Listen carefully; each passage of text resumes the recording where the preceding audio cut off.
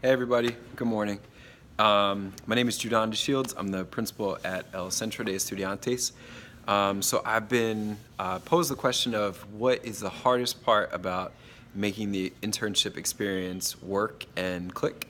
So I can speak to it from the advisor perspective, from the principal perspective, and also just from someone who's been in the model for about 9 years now. So number one is connecting students to their passions in an authentic way. We're working with young people who don't always know what they're passionate about or what they're interested in. Some of our young people are mostly familiar with what brothers, sisters, parents, other community members have been passionate about or what they've done professionally. And sometimes that's where the conversation, if you don't push, can stop. So a student's default might be, well, I'm just going to go and do mechanic work because that's what my dad does, or I'm going to go to the hair salon because that's what my mom does, but that might not necessarily be connected to their passion.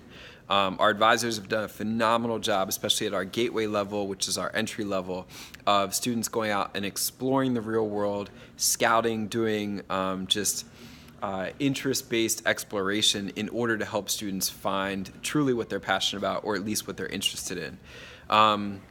Another challenge is being in Philadelphia, really making sure that we can meet in the middle of, yes, getting students out to internships and doing these really authentic, awesome experiences, but also realizing that a lot of people that we're asking to facilitate these experiences are working professionals who have busy schedules as is. So we've had a lot of success with nonprofits and community organizations, not as much success in a large, busy market with businesses and law offices and the healthcare field.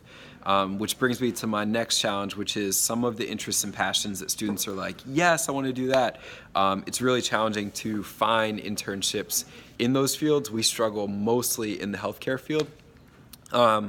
So we've tried to get creative about where can a student learn the skills that they might learn as a nurse that's not in a hospital. So we've been able to connect with smaller sort of community health practices that have fit that bill.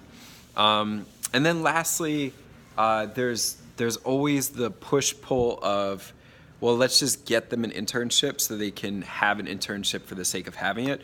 But what I would caution you against is, number one, try to avoid that at all costs.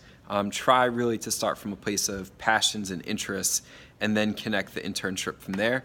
And then number two, also try not to make the process punitive.